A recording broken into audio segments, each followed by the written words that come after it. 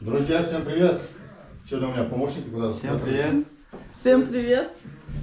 Все сразу за камеру куда-то спрятались. Здрасте! Здрасте. Ну что, друзья, сегодня у нас очередной день, у вас очередной ролик. Сегодня продолжение нашего дикого ремонта, долгожданного. И начнем сегодня его с того, что покажу, как буду грунтовать вот эту стену данную. Женечка, обрисуй. То есть стена у нас, видите, она вся неровная. Все вот это понемножку еще обсыпается. Я ее грунтовал уже один раз. Ну вот есть места, где вот, видите, штукатурка еще. Остались эти тонкие моменты. И нам надо загрунтовать ее перед установкой маяков. Ну и, соответственно, как вы поняли, мы сегодня будем выставлять маяки. И что для этого надо сделать, и как их быстро выставить, вы узнаете сегодня в этом ролике, кстати. Причем вы будете первые, кто это узнает. Если вы подписаны на канал и нажали на колокольчик. И не пропустите это видео. Но для того, чтобы, как вы понимаете, установить сюда маяки, еще раз повторюсь, на один раз я грунтовал данную стену. Но сейчас прогрунтую еще на раз, потому что все равно вот эта пыль, видите, еще осаживается, все это еще немного сыплется. Чтобы потом между маяками мы их не будем грунтовать, правильно? Мы сейчас все это загрунтуем. А делаю я это следующим образом. Кто-то там возьмет, как называется это, валик, да, и начнет валиком грунтовать. Но нет, ребята, вот есть такая приблуда. Не буду показывать, какая тут марка. Ну, продается в любых строительных. Короче, опрыскиватель. Либо у жены у вас, либо на даче, наверное, скорее всего, валяется. Типа там всякие жуки есть. Ну, всякая фигня, да? Берем. Все очень просто. Берем грунтовку. Грунтовка у нас, покажи, что там у нас. Церезит ST17 Pro. Грунтовка проникающая. Не реклама. Просто я пользуюсь этой и показываю, чем я пользуюсь. Я могу назвать вам еще несколько фирм, которые есть. Вообще, ну, мне вот нравится это. То есть всякие там есть и старатели, и всякие. Сейчас множество, их много-много-много всякой фигни. Похоже на молоко. Да, она как молоко. Все, набираем. И дальше, как вы знаете, все поэтому. Полно идти. Закручиваем. Если вы заметили, у нас этот миксер присутствует во всем ремонте. Мы им увлажняем, что попало делаем. Сегодня вот будем грунтовать стены.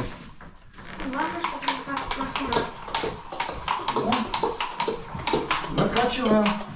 И чем удобно, ребята, вам не нужно никаких столов, табуреток там до верха доставать, да, чтобы прыгать. Все, вы накачали. И погнали. Так, очень сильная струя. Кто тут здесь накрутил уже? Там сразу все отпадает просто. И вот таким вот макаром погнали. Все это.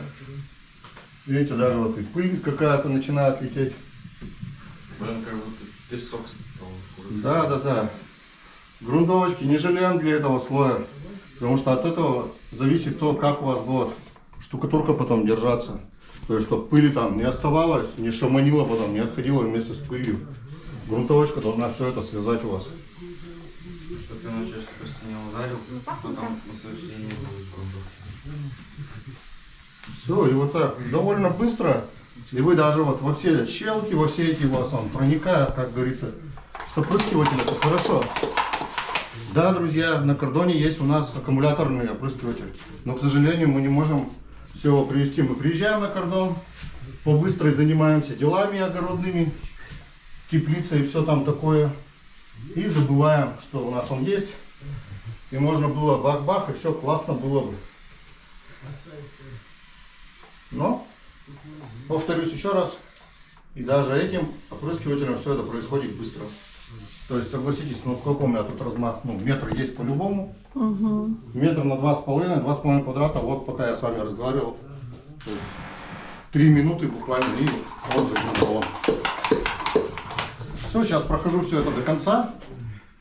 А пока я прохожу, сразу у нас есть подготовлено ведро с водичкой.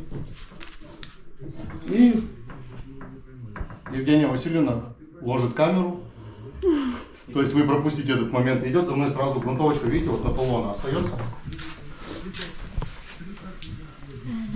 Чтобы детвора тут на ногах ее не разносила. Сразу подтираем. И то есть Евгения Васильевна подтирает, а Арсений Александрович берет нож, дарю, и начинает подрезать пену вдоль этого, по-чистому уже убираем пену. Все, поехали, все работаем. денег. А Матвей собирает мусор. Да блин. Попало всем. Ну что, друзья, как можете заметить, все у нас идет по плану. Все, я закончил свою роль в этом деле, так сказать. Все загрунтовал, стены влажные. Женечка домывает, подтирает сразу грунтовочку. Арсений прорезает вот таким вот образом. Подрезаем пену за подлицо с лицом. Ой, с лицом. За подлицо с полом. Со стеной, чтобы там не мешалось оно, не фанеру ложить. В последующем не штукатурить. Все. И там у нас эта щель благополучно заделана. Никто оттуда к Матвею ночью не прилезет. Если только отсюда. Да. То есть Папа ее заделает тоже. все будут счастливы. Так что видите, как все это классно. И чем еще удобно, хотел сказать, вот этим опрыскивателем. Так, звук, наверное, противный очень. Арсений, успокойся на секундочку. То там не очень приятное. Этим опрыскивателем, чем прикольно, то что вот у меня осталось там, да, вот, слышно, надеюсь, что там есть. Просто вы берете все, открываете. Грунтовка, ну-ка, подержи. Грунтовка у вас же Да блин. абсолютно все. Абсолютно чистая. Вы же туда ничего не бросали, ни песок, ничего. Не так, как после кюветы, ну и ванночки для валика. Так, левой рукой не очень удобно. Ну и берете, просто сливаете все обратно в свою, так сказать, канистру, емкость. И благополучно все у вас остается чистая грунтовка на дальнейшие работы. Вот такой вот вам лайфхак, так сказать. Кто там начинает делать ремонт или уже сделал, но не знал этого, что вот можно так было использовать, да, вы храните каждую капельку. Сейчас цены на стройматериалы очень большие, так что это надо все не выливать куда-то, а использовать по максимуму. Лучше подгрунтовать где-то, чем просто сходить и вылить, выплеснуть. Все, а данный девайс, так сказать. Сейчас схожу в ванну, промою, просто ополосну, чтобы грунтовка, там же пленочка образуется, чтобы не забивала кончик, носик. Вон, видите, даже на работе мы использовали тут, посинел весь, тут латунный наконечник этот. Белизну для отбеливания древесины баню делали, и пришлось использовать белизну. Что древесина почернела местами очень сильно от воды. И выбеливали как бы. Тоже вам, пожалуйста, совет, как отбелить древесину.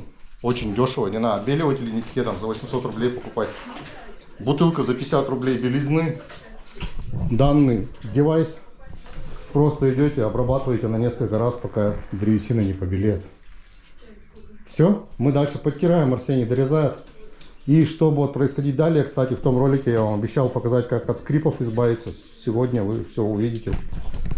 Уж прочтите нас, прочтите, мы просто так натаскались в материал, что дико тупо даже забыли о нем. Потом уже вспомнили, когда начали монтировать ролик, и вспомнили, что у нас обещанное было показать, как удалить скрипы в данных полах. Ну, у нас их не так много, мы просто сделаем как бы, чтобы получше было, в дальнейшем они не проявились.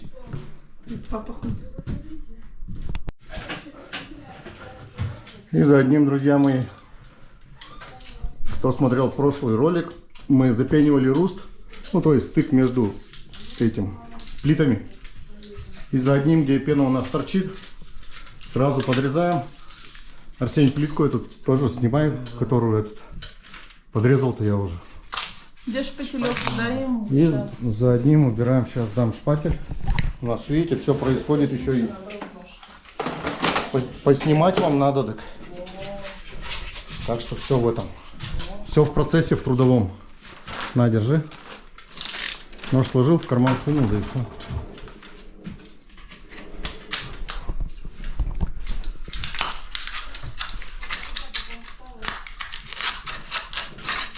Ой. Тут вместе с потолком откладываешь. Да ну пофиг. Вот так вот. Мы подрезали, чтобы здесь тоже нам не мешалось. Вы понимаете, да, что заштукатуривать и шпателю не мешалась эта плитка, потому что пенопласт вот он крошится весь. Вот летят от него вот эти всякие штучки, дрючки. И мы это тоже снимем.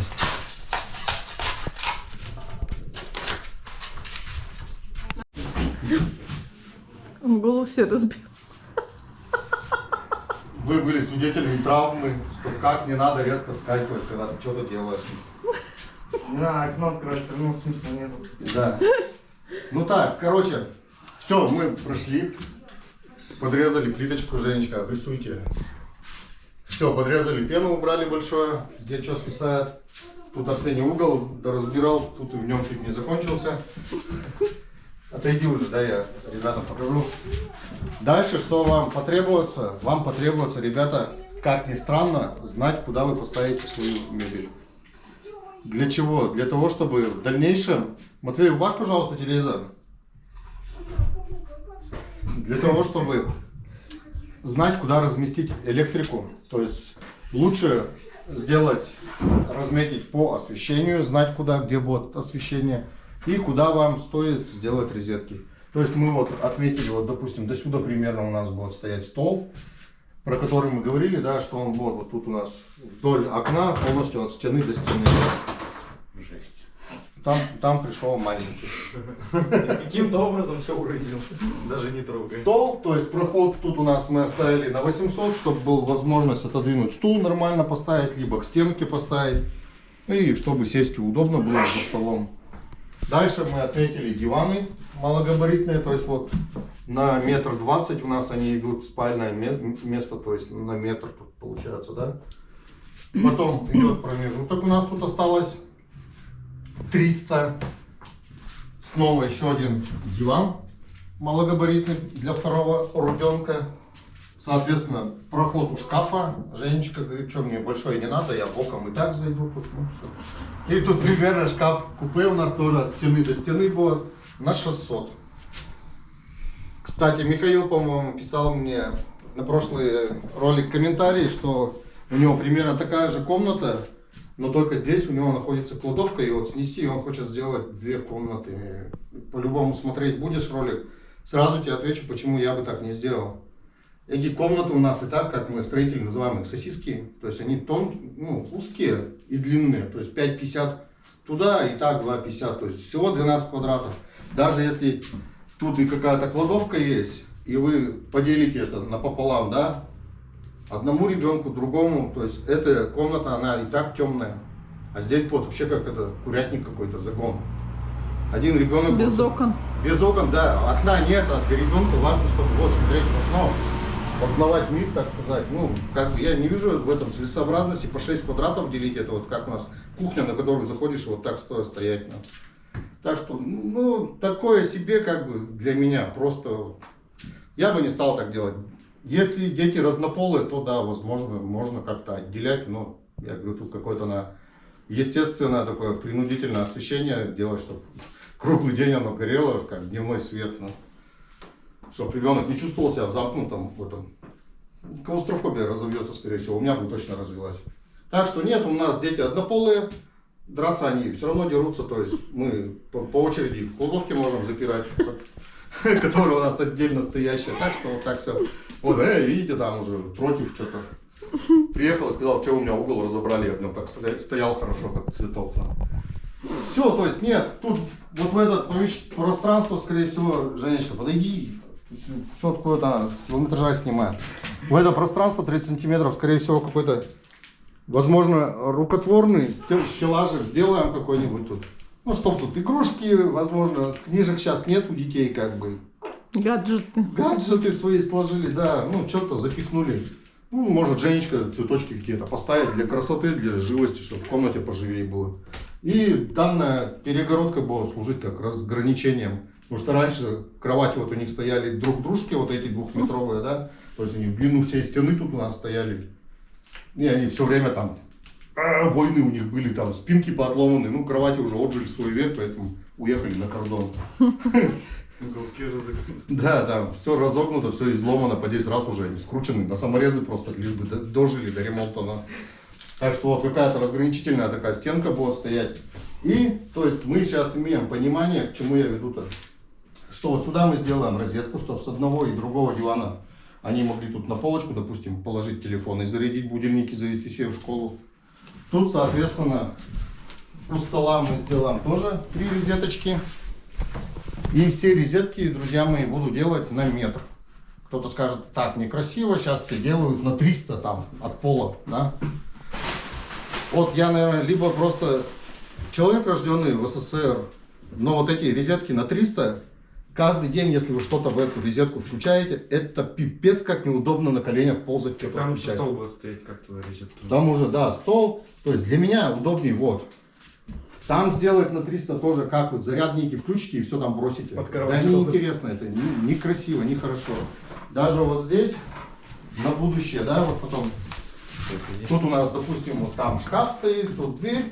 И рядом с дверью выключатель. И, соответственно, я тоже сделаю рядом с выключателем розетку на метре. Почему, опять же, не внизу? Да потому что включать удобнее. Жена достала гладильную доску, поставила, утюг включить удобнее здесь. Не вот тут ползать ее включать. Кому-то может это нравится, я не знаю. Мне вот не нравится. Вообще, это, я считаю, вот это евро-ремонт и вот это евро-придуманное расстояние 300 от пола розетки, это дичь. Просто дичь. Да, вы воткнули пылесос, вам удобнее вот так воткнуть. Также подойти, придержать розетку, достать, а не так, как сейчас делают. Там кое-как наклонится, воткнут, а потом вот так дергают просто и все розетки выдирают. И мы ездим и, кстати, восстанавливаем потом. Так что нет, все розетки на метре, выключатели на метре. Не как по стринке на 1,50 м там выключатель, а вот все на метре. Что Только такое Д? советский. А? Что такое Д? Начало диванов. Вот тут у вас диваны будут стоять. Если что, так нормально? вот так проходить и вот так ложиться? Нет, ложиться отсюда будет. Так что все, сейчас я что делаю? Сейчас пока у нас не грязно, все подтерто, все мы подрезали. Сейчас, значит, делаем следующее. Для того, чтобы убрать скрипы, нам нужно просто взять шуруповерт будет. Берем шуруповерт и саморезы. Саморезы по дереву. Сейчас все покажу, обрисую. Вот такие 65-е саморезы. Ну, все понимают, что просто покупаете. Саморез 65-й. Вот тут, чтобы было видно. По дереву крупная резьба, то есть шаг резьбы редкий. И, соответственно, будем прокручивать. Но чтобы прикрутить, вот у меня, допустим, вот такая загвоздка. Вот, не знаю, как вам тут на свету видно, не видно. У нас пол закрашен так, что вы можете не найти даже, где у вас лаги эти проходят. Да, у нас здесь мусор, не залезть, и там уже запенено. И нам пригодится вот такой гаджет. Опять же, у нас из мира копа. То есть это пинпоинтер, металлоискатель, да, для обнаружения мелких целей. Мы его включаем. И начинаем искать, соответственно, где у нас находится. Вот он нам нашел гвоздик. И пошли искать лагу. Вот, значит, лага идет где. Видите, он находит гвозди. То есть мы можем прочертить вот здесь и, соответственно, начать крутить. Все, мы одну лагу нашли. И в таком же порядке. Вот, ищем вторую лагу. Вот вторая лага пошла у нас. Нашли одну, нашли вторую, можем прочертить, можем еще что-то, можем просто так по наитию идти и понимать, где она есть, проверяя с пинпоинтером. Кто-то скажет: Шура, у тебя есть пинпоинтер, нам где его взять? Друзья, мне кажется, сейчас вот этих кладоискателей нас, металлоискателей и всех этих, ну, комрадов, или как там друг дружку называем, да, их, кажется, у каждого есть сосед такой, да, какой-то Коля. Подойдите к нему, скажите: Колян, есть у тебя пин, дай мне, надо это вот пройти мне, прокрутить полы, чтобы не скрипели. И мне кажется, вам никто не откажет. Все, как бы, делов-то. А дальше берем просто шуруповерт. Берем, соответственно, саморезы. Опять же, которые мы обрисовали вам уже. Монотонно, никуда не торопясь. Ты не забыл? Что? Где лага проходит? Начинаем вот так прокручивать. Почему беру 65-е? Потому что у нас доска примерно 38-я, да? То есть, соответственно, 20 с чем-то сантиметров входит влага. Плюс я утапливаю. Видите, сколько там краски еще? Саморез туда топится на полсантиметрика, да? То есть, получается где-то, что у нас получается? Ну, 33. То есть, где-то 50 на 50, 50, как сказать, полностью доску прохватываю, 3 сантиметра входит влагу. То есть, половина самореза в доске, половина самореза в влаге. То есть, этого вполне достаточно, не надо брать там 80-е. Вы упретесь там куда-нибудь в плиту в свою перекрытие. У нас просто там плиты нет. Я могу крутить и 80-е, то есть мне без разницы. Но смысла я не вижу. Все, крутим. Все вам лайфхаки рассказал, все рассказал. Дальше уже будем, сейчас прокрутим это с Арсением. Нету шуруповерта, возьмите, купите биту, возьмите просто дрель свою старую. И она будет у вас хорошо и прокручивать, и втягивать туда, и отлично. И тем самым вы уберете скрип. Если же у вас скрип очень сильный, и вы живете, это особенно есть вот в панельных домах. Сегодня очень много будет разговоров, так что, ну просто вам, как говорится, хочется все рассказать, как делаем это мы на работе иногда. Вы таким же образом, там обычно в роли лаги является эта же доска 40-я половая, либо просто 50-ка кинута на пол, особенно в панельных домах, да, я повторюсь, либо на плите перекрытия. И сверху лежит половая доска. То есть вы берете, находите лагу, просверливаете, дальше бурите с перфоратором в плиту перекрытия, берете анкера, на которые ставят двери, и поджимаете все это вместе, весь этот бутерброд вместе с лагой к плите. Вы скажете, это очень заморочено. Есть самый простой способ и самый, наверное, действенный, который подходит вообще для всех. Это шуруповерт, либо дрель, перо по дереву на 24, либо просто сверло максимальное, которое у вас влазит в патрон, там, допустим, 13-е. Сверлите дыру, покупаете до хрена пены, и везде, где скрипит, сверлите дыру, впениваете пол баллона. Сверлите дыру, впениваете пол баллона. Полы у вас никуда сильно не поднимет, особенно если у вас есть следующий, вот покажи, материал. Вы берете на эти места, еще кидаете по мешкам, там по 2, по 3, то есть создаете какую-то нагрузку. Пена расходится под полом, заливая и лаги, и все, желательно это рядом с лагами делать. И таким образом у вас вот это все дело спенивается вместе с плитой перекрытия, и все, у вас пол тоже не скрипит. Причем будет это тоже происходить не очень долгое время, ну лет на 10 вам хватит.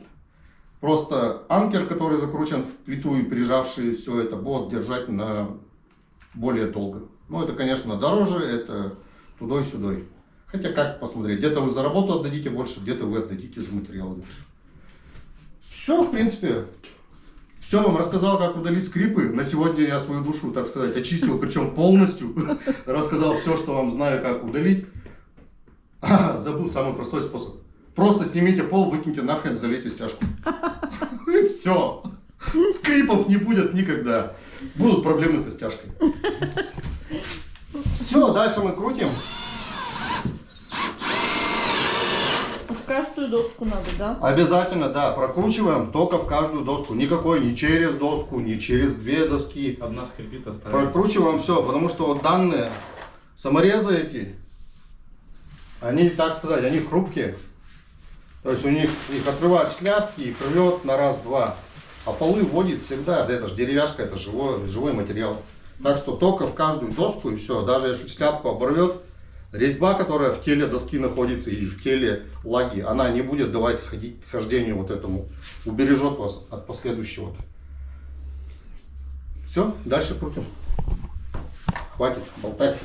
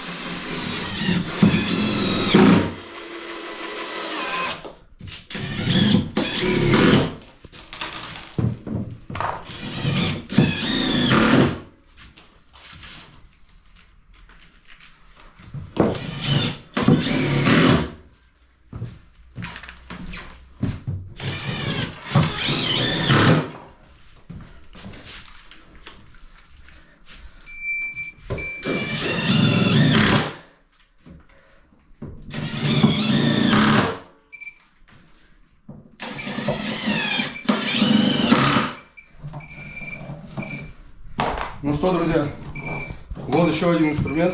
Приобрели недавно. С Женечкой заказали. Оригинал для азиатского рынка. Такие вот у него. Так-то это гайковерт, конечно, в большей степени. Потому что вот этот патрон, он, ну как, насадка дополнительная, шел в подарок. Но вот видите, какой он, болтание. Гайковерт, шурупы, первая, вторая скорость. Также есть подсветочка у него. Пожалуйста, рабочей зоны. Подсветка разных уровней. И просто выключена. Все, и переключаем режимов. Первая скорость силовая, вторая на болты. У меня сейчас стоит на шурупы. Вещь хорошая. Тяжелая, правда, 8 ампер часов аккумулятор. Мотор брushless, то есть бесщеточный. Ты снимай эту фигню-то, не меня. Так, и что у нас? По оборотам от 0 до 350, 3550. И максимальный на откручивание момент 405 ньютонов. На закручивание 300, по-моему, с чем-то, брать не буду. Остальное все как у шуруповерта. Конечно, вот то, что такой маленький, удобненький редуктор. Вот смотрите, какой вот даже дальше не этот. Китайскую какашку. Да, вот видите. У меня даже сбитый, он почти шуруповерт со старым. Меньше шуруповерт. Да, ну это понятно, здесь все аккумуляторы сдохли, но все они вот крутят все. Ну, Два шурупника сразу обрисуй. Что, могу продолжать? Да, крути потихонечку. Все, мы пробежались. Одна лага у нас спряталась вот здесь, под мешками, но это мы ее потом докрутим. Уже, как говорится, перед застиланием фанерой. Так как дальше у нас будет фанера. Все, сейчас я докручиваю, мы переходим к делу, к необходимому. Но не к маякам. Маяки будут в конце ролика, ждите. Так как для начала надо будет, конечно, закрепить провода для розеток. Сразу вывести их на стену, чтобы потом уже ничего тут не таскать, не тягать, не сколотить маяки. Ну, то есть все идем по порядку. То есть не как в России вначале асфальт, потом трубы, а сначала прокладываем все коммуникации, все, что вам необходимо. Но подрезетники будем уже выбирать, делать после того, как заштукатурим. Сейчас у нас штукатурки, потом, ну, в последующем. Так, штукатуру я уже вам снимать не буду, то есть там что, бери, кидай. Вот. В последующем, как выбирается подрезетники, все вам это обрисую. Как это, опять же, делаю именно я. Ролики не обучающие. Все, мы докручиваем.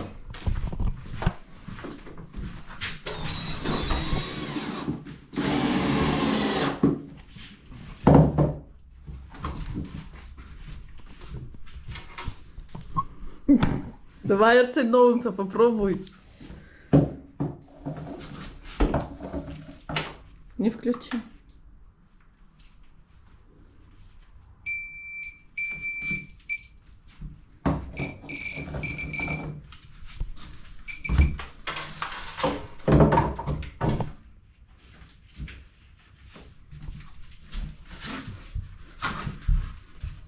Сейчас сквозь пол пройдет.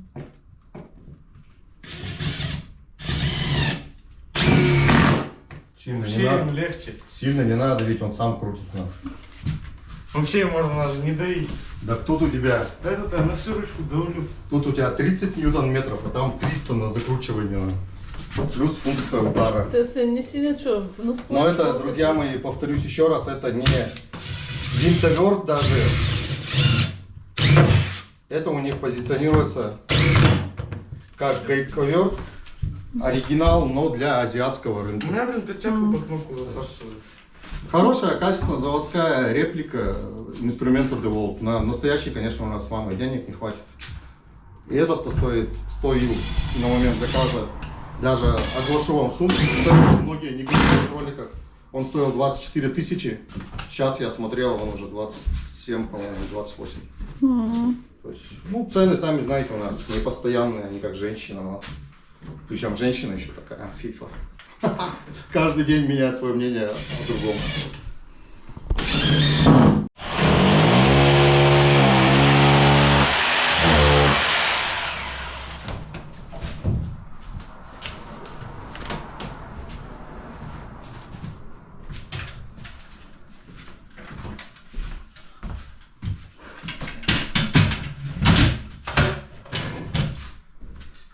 Все, друзья мои, разметил розетки, где будут. И сейчас вертикально вверх бурю дырочки отверстия.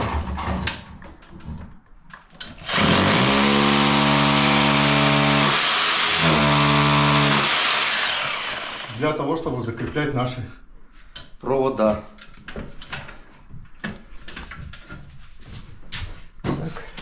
Для того, чтобы бурить потолок, пользуйтесь вот такой вот чашечкой. Покажи поближе. А, чтобы лицо не... Да. Она одевается на бур, вот так. И большинство сюда падает. И, соответственно, крыльчатка наша, она не раздувает пыль по квартире. Прикол. Я даже не знал, что такое есть.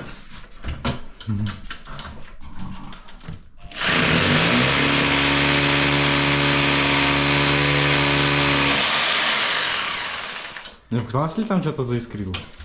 Да. Бетон же. Вот видите? Вся грязь, вся пыль осталась в ней. Есть, конечно, но Не так на много. процентов на 70 меньше летит даже вам в глаза или еще куда-то. Вся эта грязь, песок. И все, и таким же образом под вторую розетку.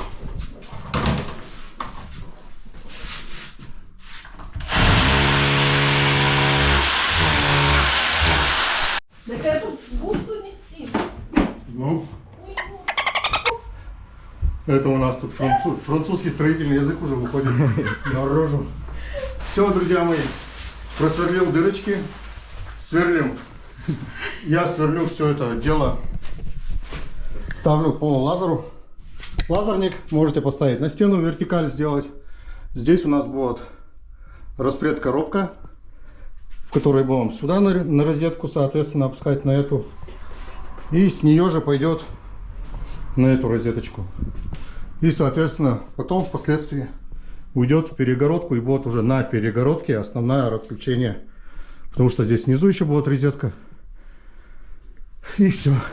И пойдет питающий шлейф туда на распредку уже основную. Так, Француз пришел. француз пришел. Ну ничего, надеюсь, Арсений запикает. Все, провод будем использовать, друзья мои. ОГП НГА ЛС. Короче, НГ значит не горючий. Там, кому это больно надо, 3 на 1,5, короче. Да, ну НГ значит не горючка. И, соответственно, под штукатурку по железобетонным перекрытиям пускаем все без всякой гофры. В комментариях можете написать, что я что-то делаю не так. Саня, ты вообще не прав. Всегда надо все делать в гофре, но нет.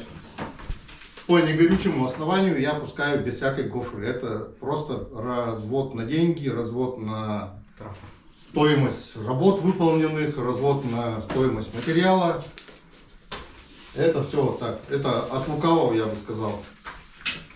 У нас все дома стоят советского периода, никакой гофры не было. Подавно висит лапша алюминиевая. Так что не надо запариваться и думать, что надо обязательно делать все в гофре. Гофра, друзья мои, идет обязательно пластиковая в гипсокартонных сооружениях. Ну, где гипсокартон у вас стоит в перегородках, там обязательно пластиковая гофра. В деревянных домах это либо металлогофра, металлорукав, либо вообще металлическая труба, как в каркасниках вообще по СНИПу должна идти, но у вас тоже пускает во всех каркасниках только гофру металлическую. Хотя разницы не вижу. Все, и соответственно дюпеля Арсеньки. Сейчас мы с вами производим такие манипуляции. Нам нужны будут, соответственно, ножницы, ну, либо кусачки, чтобы провода просто отрезать нужное количество. Также нужен будет молоток. Шуруповерты и пинпоинтер нам сегодня будут больше не нужны. И, соответственно, сейчас обрисую вам. Вот такие, значит, тюпель-хомуты. Давайте я вскрою, чтобы было вам удобнее показать, посмотреть. Матвей, свет не загораживай. Вот такой дюбель-хомут. Смысл его работы. То есть, видели, я сверлил дырки. Здесь 6 миллиметров под диаметр сверла. Одевается на провод. И, соответственно, дальше происходит какое действие. Берем молоток. Вот наша розетка отмечена будущее. Ну, делаем запасик какой-то. Вставляем и заколачиваем. Данные дюпель-хомуты не очень такие. Это вот хорошие. Берите лучше, которые здесь просто такой петелькой. Круглые, а без этого вот основания. Они хорошо держат 2,5, а вот полторашка, видите, в них болтается. Но здесь нам нет ничего такого критичного, категоричного. У нас все это будет заштукатуриваться. Нам главное, чтобы провода не выпирали. Все, сейчас все обколачиваем. И переходим к установке маяков. Поехали. Ну что, друзья, все, переходим мы к составлению маяков. То есть вот такие штукатурные маячки, покажи поближе. Мы взяли толщину штукатурного слоя минимальную 6 мм, то есть маяк шестерочка. Также есть десятка, можете брать потолще, чтобы было. Ну, у нас тут с такими перепадами стеновыми. Сейчас я выключу этот свет, будет потемнее, чтобы вы увидели. Так. Секундочку. Выставлять будем при помощи лазера. Лазер ставим относительно где-нибудь по центру комнаты. То есть, ну, примерно верно, чтобы, да, ну, не с одного края поставили. Потому что толщина луча будет очень большая, у вас погрешность уйдет сразу миллиметра на 2. То есть стенка уже будет кривая. То есть лазер оптимально выставлять примерно по центру комнаты. Но у меня тут провод и все это такое. Кстати, вот провода я повесил пока временно. Вот сюда, сюда. Ну как временно, все уже. Постоянно. И толщина слоя, то есть вот у нас варьируется. Жень, с этой стороны поснимай, стой. То есть вот вы можете видеть на черном карандаше, да. То есть вот здесь у нас уже почти 2 сантиметра. Тут у нас уже 3 сантиметра. И так далее, тому подобное. То есть вот видите, как он по потолку идет луч. Здесь практически ничего нет. А туда дальше покажи. То есть я надеюсь, видно будет. Тут у нас уже 4 и доходит до 5 даже сантиметров. Вот. По низу, соответственно, вот он пробивает всю плоскость у нас. 360. Тут тоже 1,5-2 сантиметра. То есть у нас примерный слой получается где-то около 2,5 сантиметров в среднем будет выходить. Это неплохо, хотя в конце вот там есть место у труб, да, нам придется вот там еще подсталкивать. Что видите, вот тут штукатурка у нас, и все мешается. То есть вот видим, что плоскость не проходит. Но так как маяк будет стоять где-то вот здесь, то есть мы это потом в процессе все, где что торчит, всякие вот эти начинания, это все подколотим. И то есть угол, вертикаль у нас выровняется, соответственно. Для чего мы стенку, соответственно, делаем по маякам. Потому что у нас шкаф-купе, который будет, он не будет иметь боковых стенок. Перегородка также по лазеру будет выставляться, то есть вертикальная стена. Эта плоскость у нас есть, от нее делаем 600 и будут просто двери. Никаких боковых тут стенок, крышек, ничего не будет. То есть именно как корпусная мебель, то есть шкаф-купе, который без стены и потолка. То есть это все будет у нас там покрашено обои, тут, соответственно, обои стеновые будут. Все, и просто одни полочки, перегородки и полочки. Все, вот такой шкаф-купе будет. Чисто двери одни. Все, и дальше как начинаем. Соответственно, маяки у нас 3-метровые. Берете, отрезаете. Начинаем мы ставить маяки где-то примерно, ну, я выставляю сантиметров, ну, сколько тут, 25-30 от края. И, соответственно, следующий маяк где-то примерно через метр ставлю. То есть общая протяженность получается 1,20 м, 1,30 м. Правило 1,5 метра спокойно прохватывает и как бы нормальная площадь, которую можно протянуть. Это луч от лазера. И вот видите, если вот так сделаем, то вот она по кромке бьет. Вот видно зеленый луч, который бьет по кромке. То есть сюда это уже много, туда мало. И соответственно нам сейчас единственное задание выставить, чтобы вот кромка этого луча проходила по самой кромочке нашего маяка. И смотрите, запас у меня есть тут где-то, ну, 2-3 сантиметра, наверное, от пола от этого. То есть я никогда не ставлю на пол вплотную, пытаюсь, чтобы он был в подвешенном состоянии. Потому что у нас к тому же деревянные полы, они могут ходить, чтобы маяки впоследствии не выдавливал ни туда, ни сюда.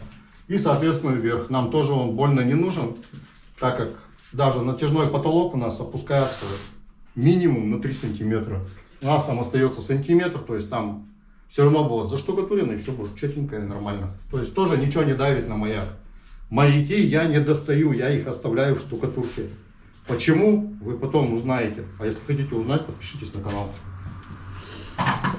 И не забудьте поставить лайк, ссылочку друзьям, кто там, может, ремонт начал делать. Вот такие нюансики. И на чем сэкономить, я просто вам расскажу в своих видео. Точнее сказать, уже рассказываю. Ну а дальше что у нас происходит? Вот, все вы видите ротбанд, мешки ротбанда. Соответственно, мы его замесили.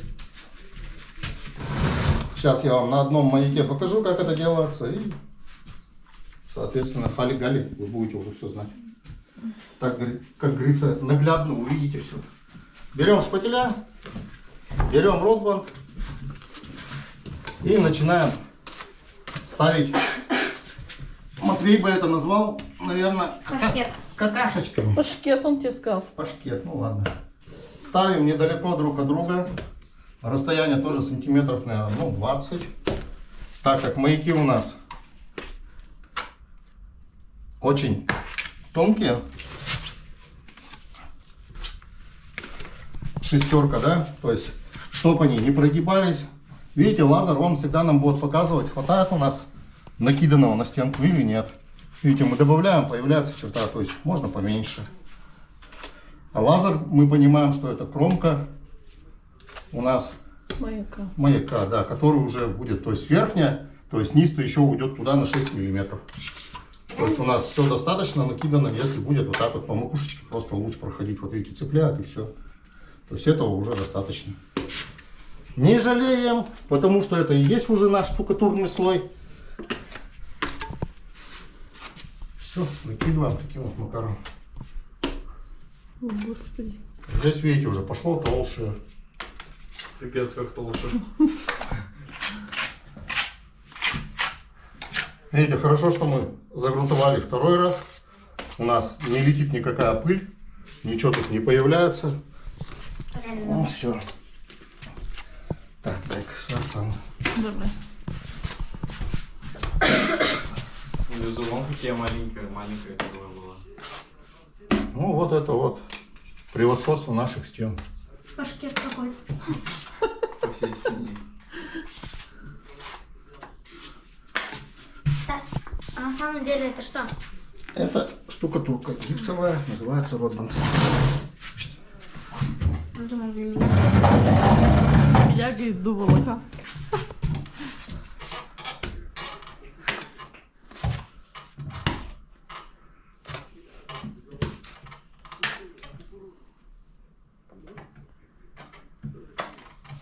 Все.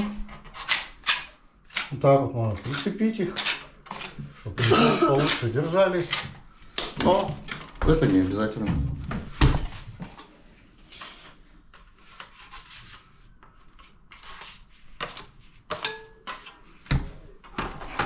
Что-то, блин, друзья, я даже волнуюсь. Давай, На камеру как-то это волнительно все делать. Многие пишут, что ты там это. Кто-то там блогерам задает, что у тебя там руки трясутся. Блин, попробуй-ка на несколько тысяч просмотров там, да? Так, сейчас что там? Вот я начинаю утапливать, соответственно, до того, пока на ребре не покажется. Вот, видите? Специально делаю вот лучик. Лазер так. Все, отлично. И такими вот движениями начинаю и примазывать, и утапливать. Мне кажется, проще ничего нету, чем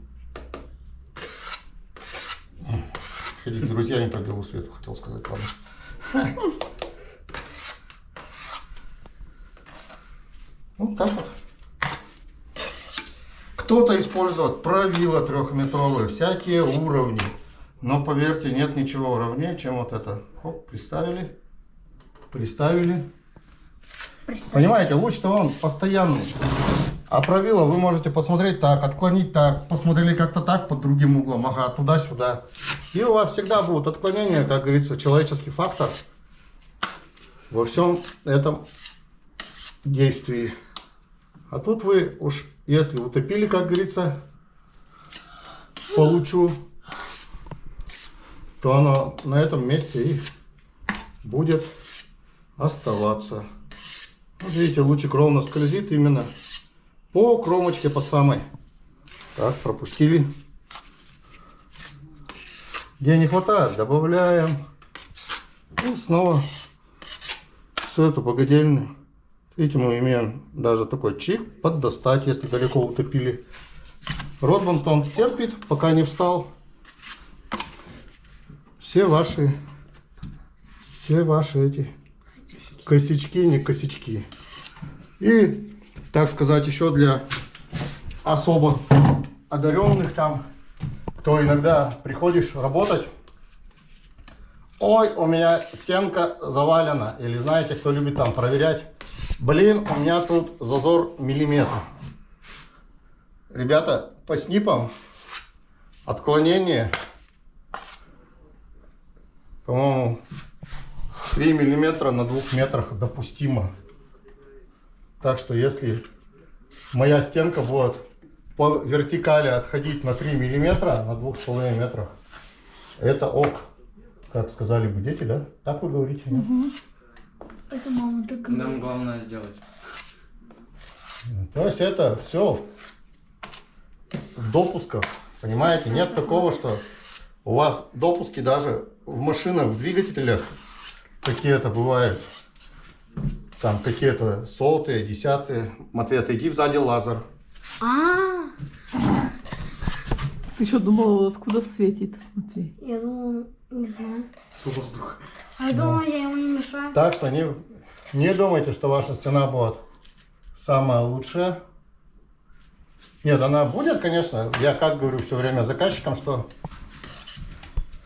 это хендмейд, да, идеала не бывает, но к нему всегда надо стремиться. Так что вот в данный момент мы выставили первый маяк с вами. Все, везде он ровно стоит по нашему лазеру. Лазер пробивает сквозь него, то есть он не перекрывает его полностью, он уходит туда на стенку. Значит, все мы четенько выставили. Данный момент тоже будет отбиваться. Не думайте, что это так и останется. Прикольно. Матвей проверяет. И, соответственно, дальше мы будем выставлять, получается, маяк с этой стороны. То есть вот здесь, да, также с таким же отступом примерным. То есть вот он здесь минимально проходит. Да, ничего, что рядом с проводом, там ничего страшного не будет. Подрезетник выбирать, он спокойно, толщина этого металла не такая большая, все это перережется и уберется. И почему я вам это хочу сказать? Потому что, так, я не знаю, на окно очень бликую. Выставляем всегда дальние маяки от лазера. То есть, если лазер у вас стоит посередине, то есть вы ставите дальний маяк, потом тот дальний. Ну или как, можете подряд идти до лазера, да, как вы разметили там себе промежутки между маяками. И, соответственно, тут также этот. Почему? Потому что если вы будете ставить маяк сюда, он пробивает все хорошо на стенку. Это, ребята, кажущаяся такая фиговина, потому что эти маяки, они как зеркальце, они оцинковка. И они, да, он будет пробивать на стену, но он может менять на вот этом углу маяка, может менять немножко угол, и то есть вы вот такую стену выставите. То есть только именно через чистый луч, как я называю. То есть вот здесь он чистый, здесь он болт тоже чистый, и, соответственно, перед ним тоже болт чистый. И также оттуда идем сюда. А не то, что вы здесь поставили, этот уже непонятно по какому свету вы здесь по каким-то полутеням уже выставляете. Начинать, короче, не от лазера, а от стенки. Все правильно. С дальнего угла начинаем от лазера. К лазеру идти. Наоборот, идем к лазеру всегда. Так что вот. Такие вот сегодня новшества. Так долго мы до этого дошли. Ну, мне кажется, мы поработали сегодня опять же изрядно. Мы подрезали пену, мы загрунтовали стену второй раз. Мы подрезали пену на потолке. Мы прошурупили пол, который обещали в том ролике, но все-таки мы это сделали. Арсений, кстати, проверял, прыгал, ничего не скрипит. Все отлично. Все вам показали и, думаю, дали краткую инструкцию, хотя бы как мы это видим. Ролик, еще раз, не обучающий. Ну, кто хочет начать делать ремонт и ищет вот такие видосы, пожалуйста, подписывайте. Или скиньте ссылочку своим друзьям, кто хочет начать ремонт, из чего он вообще начинается. Все, а мы дальше будем, пока Ротмунд не встал, буду продолжать ставить маячки. Я думаю, за сегодня мы успеем обе стены поставить. Ну и потом будем штукатурить. Говорю еще раз, штукатурку уже показывать не буду. Тут ничего сложного. Также намешиваешь ведро и накидываешь, правилом снимаешь. Все. А вот дальнейшую уже обработку после штукатурки, я думаю, что мы вам покажем, что именно я буду делать, почему я оставляю маяки в стенке, буду оставлять. Подписывайтесь, смотрите наш канал «Жизнь 43 Рус». Сумасшедшая, шебутная семейка вас приветствует. Ну а на этом, наверное, сегодня говорим вам всем пока. До новых встреч. Мы, я думаю, обязательно встретимся. Все, не забудьте поставить лайк. Всем пока. До свидания. Всем пока.